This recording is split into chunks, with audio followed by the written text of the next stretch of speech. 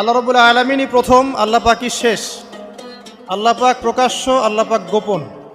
ওয়া হুয়া বিকুল্লি শাইইন আলিম। আল্লাহ পাক বলছেন তিনি প্রত্যেকটা বিষয় সম্পর্কে জ্ঞানী।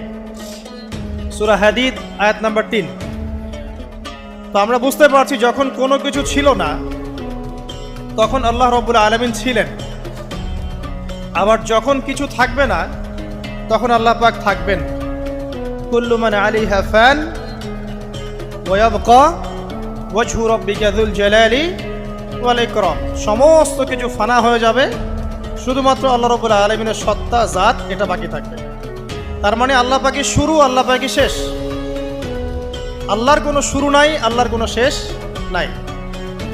এখন কেউ যদি প্রশ্ন করে যে আল্লাহ সব কিছু সৃষ্টি করেছেন, তাহলে আল্লাহকে কে সৃষ্টি করলো? নাউজুবিল্লাহ।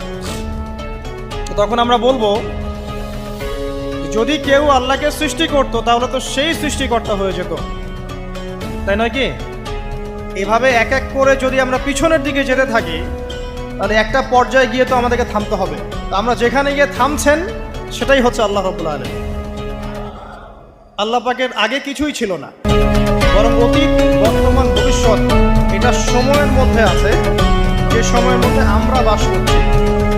আল্লাহ রাব্বুল আলামিনের কাছে এরকম অতীত, বর্তমান, ভবিষ্যৎ কিছু নাই। আল্লাহ রাব্বুল আলামিন একা ছিলেন, তখন কিছুই ছিল না।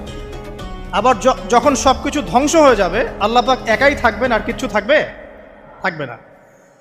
এখন আল্লাহ পাক সর্বপ্রথম সৃষ্টি করলেন আরশে আজিম। কি সৃষ্টি করলেন? এবং আরশটা পানির উপরে ছিল। কিসের উপরে? পানির উপরে। এরপরে আল্লাহ রাব্বুল আলামিন সৃষ্টি করেছেন কলম। আল্লাহ পাকের কাছে লাউহে মাহফুজ আছে। লাউহে মাহফুজ মানে সুরক্ষিত একটা ফলক। এখানে আল্লাহ পাক কলমকে বললেন লিখো। কলম বলল যে মাযা আকতুব, আমি কি লিখবো হে আল্লাহ? আল্লাহ পাক বললেন কিয়ামত পর্যন্ত যা যা হবে, শেষ দিন পর্যন্ত যা কিছু ঘটবে লিখে ফেলো।